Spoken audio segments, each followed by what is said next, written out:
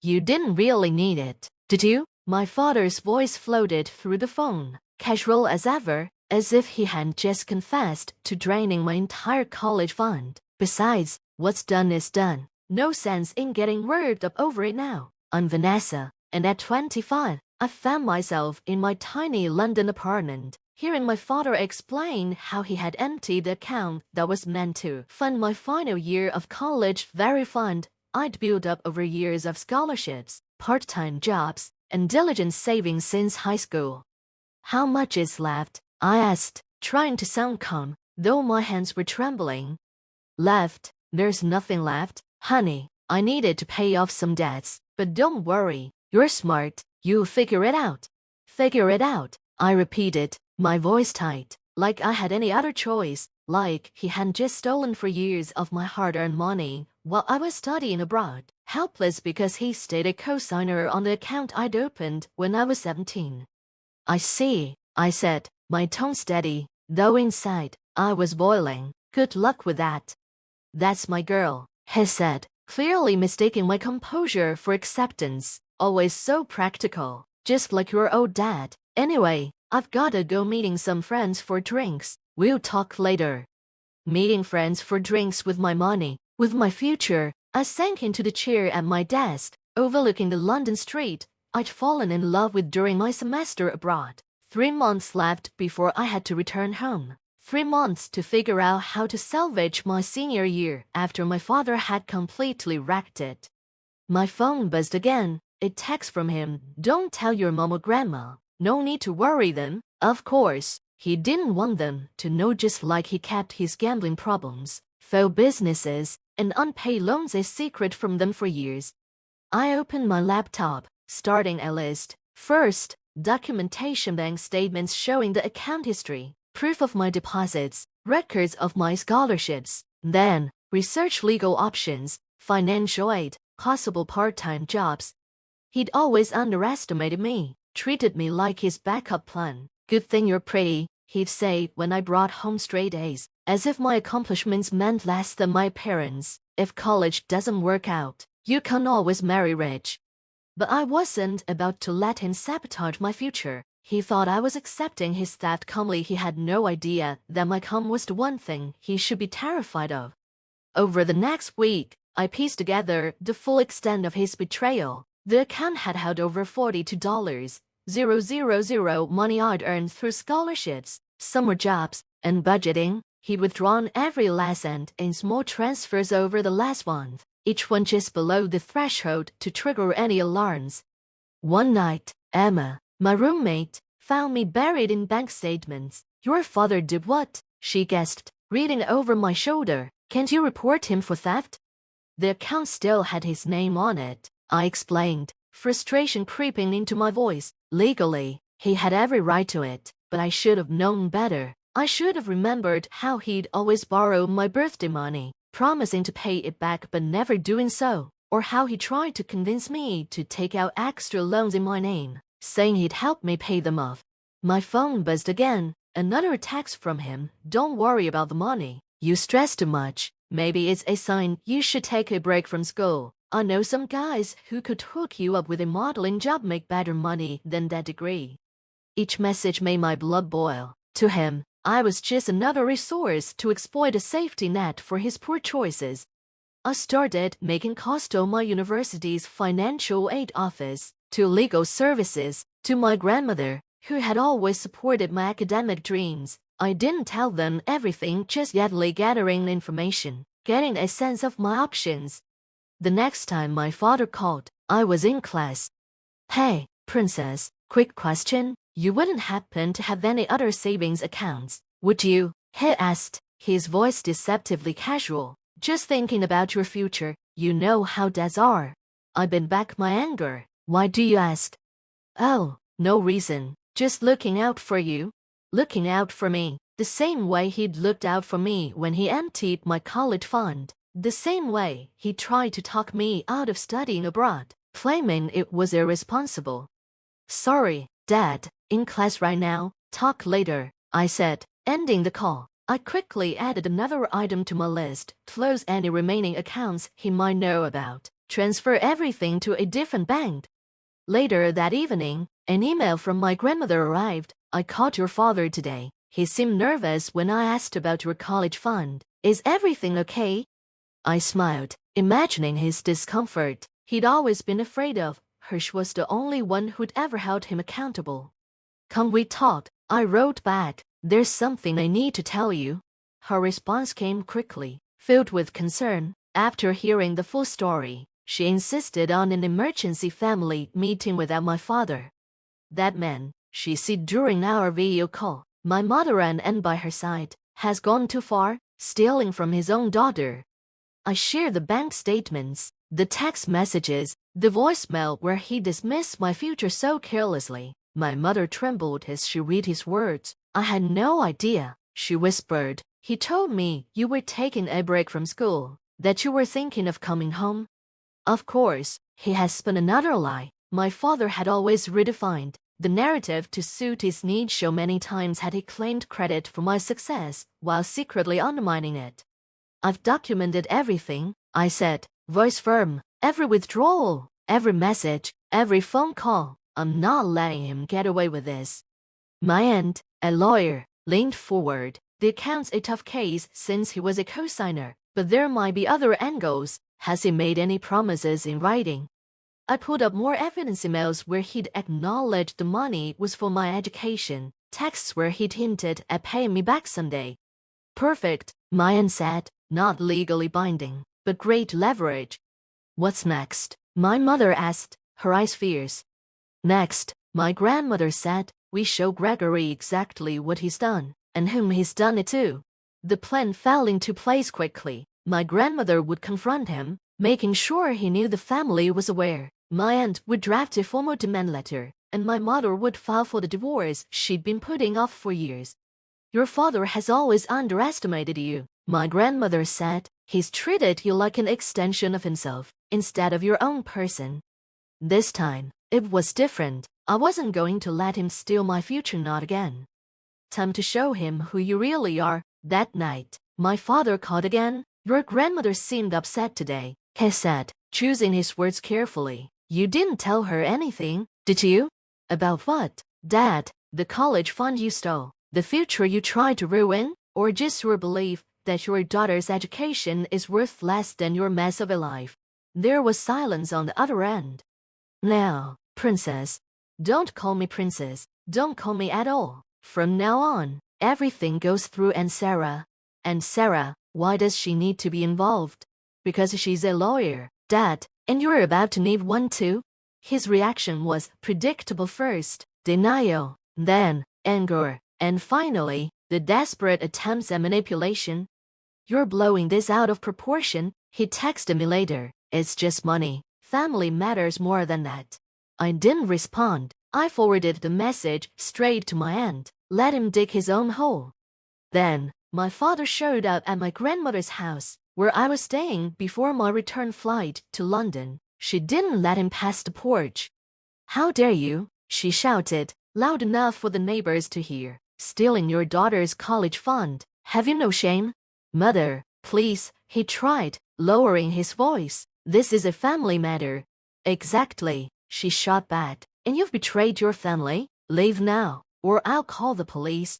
He laughed, but the text didn't stop. Your grandmother has turned you against me. I'm your father. You owe me respect after everything I've done for you.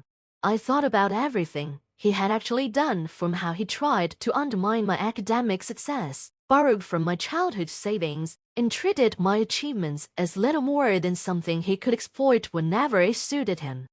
A few days later, my aunt's demand letter arrived at his house via certified mail. It laid out a full accounting of every penny he'd taken and provided clear options for repayment.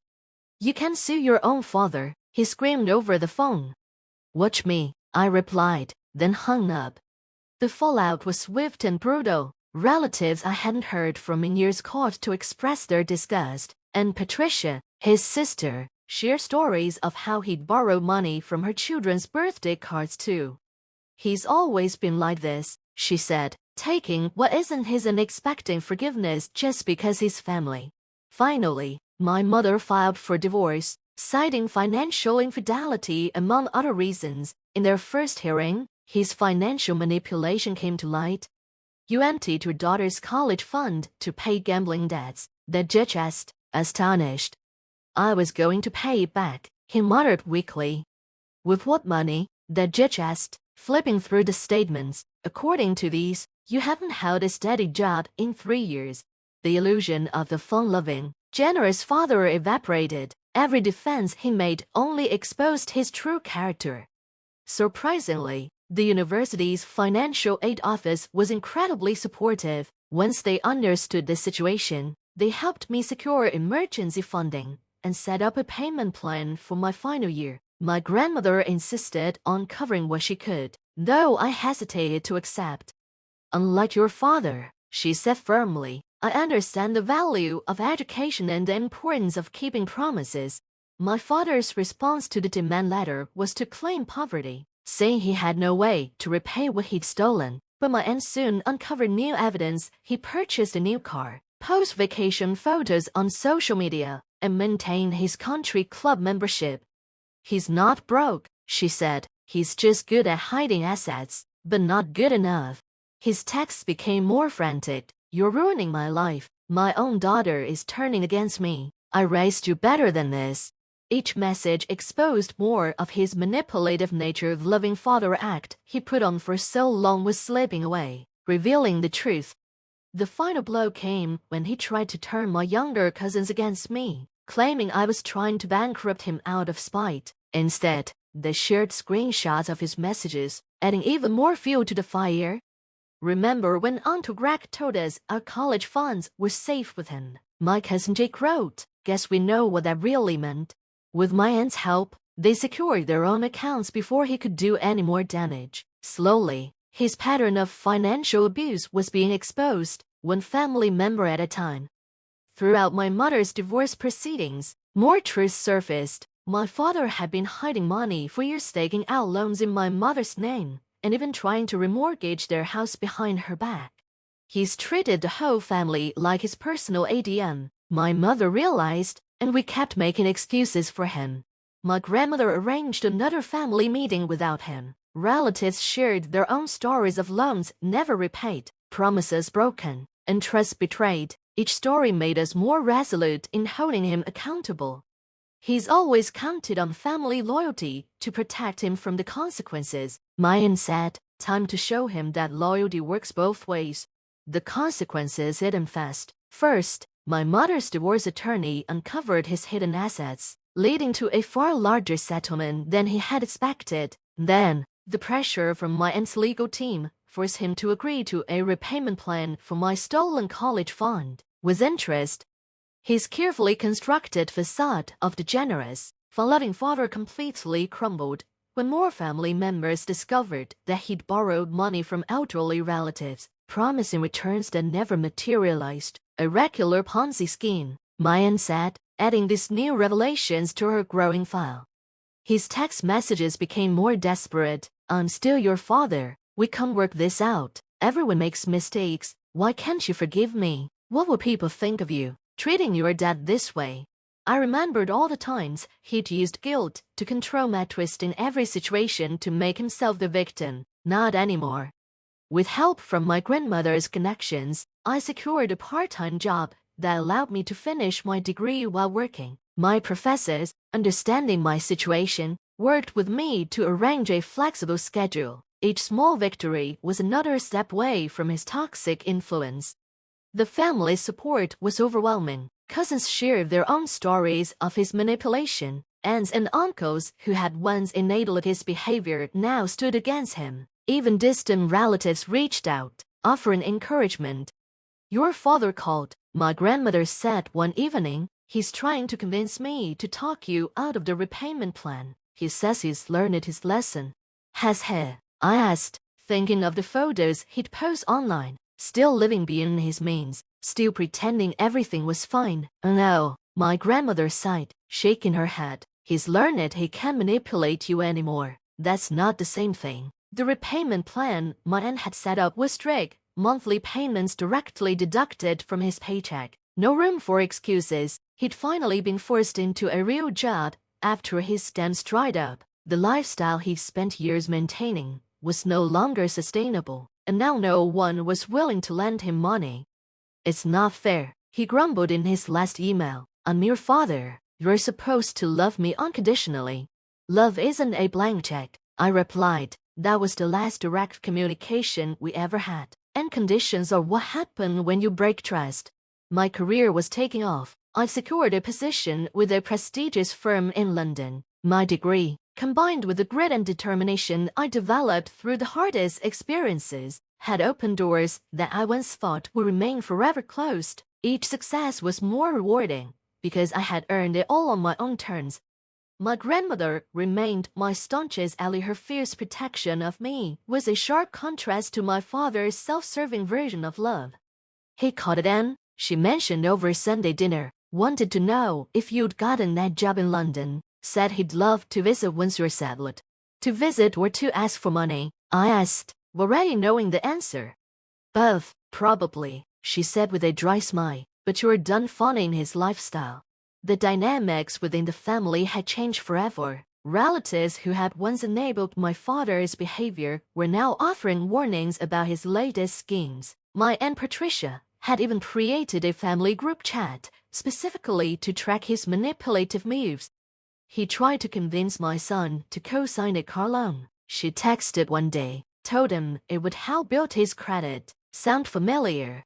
It did. He tried the same thing with me when I was 18. Attempting to settle me with Dad before I even started college. Back then, my grandmother had intercepted the paperwork and warned me about these predatory tactics, including those from family members.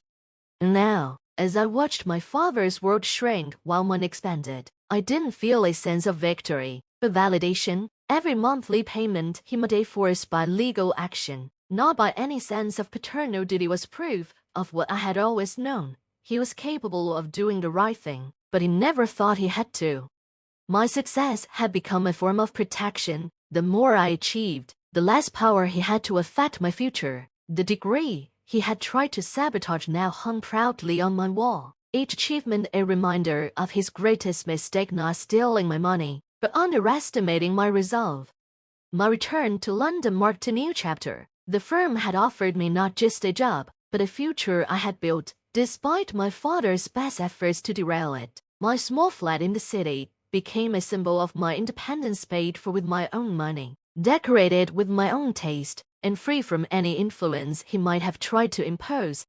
His attempts to maintain contact grew increasingly transparent. First, there was the birthday card, first one he sent in years, with a message about how proud he was of all my accomplishments. "Did you see how he signed it?" my mother asked over the phone. "Love, Dad, your biggest supporter." The audacity of that man. Then came the social media posts. He tagged me in old family photos, captioning them with claims about how he'd always supported my dreams. Each post seemed carefully crafted to write history, painting him as the devoted father who had sacrificed everything for my success. My Aunt Sarah helped me draft a cease and desist letter when his posts escalated to claiming he had invested in my education. "He's trying to rewrite history," she said with a grimace. "Make sure there's a paper trail to prove otherwise." His response: more manipulation, more claims of family loyalty, more hints about his ongoing financial struggles, but none of it had the power to hurt me anymore. Through family gossip, I began to hear about his latest schemes. Nothing new, just more attempts to control and manipulate the people around him. The same tricks he had always relied on, but now they were growing stale, and no one was falling for them anymore. He started telling people he had connections in London, suggesting he could help their children find opportunities abroad. Every attempt to profit from my success backfired when they reached out to me for verification. "Your father says you're hiring at your firm," one family friend messaged. "He offered to put in a good word for my daughter for a small consulting fee." "Of course," I replied, explaining that my father had no connection to my firm, no influence over hiring, and no right to charge fees for false promises. Each response felt like another break in the wall between his lies and my truth.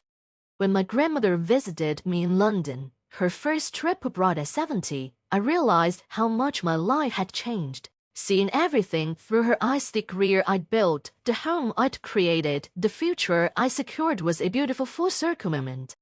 You know what makes me proudest, she said over dinner at my favorite local pub, not just what you've achieved, but how you achieved it. You didn't let him turn you bitter, you just got stronger. That evening, another text from him arrived.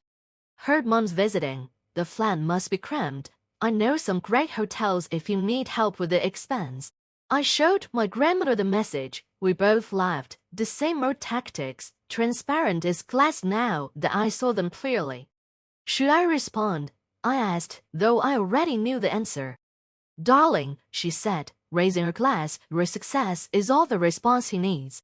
2 years after the confrontation over my stolen college fund, my father's repayment plan was still in place. Each payment reminded me of his accountability, though he tried every trick in the book to delay or reduce it. My aunt's legal oversight remained firm. At a family gathering back home, my cousin Jake shared his own victory. Graduated debt-free, he grinned. My college fund was in an account Uncle Greg couldn't touch. You know what he said when I told him?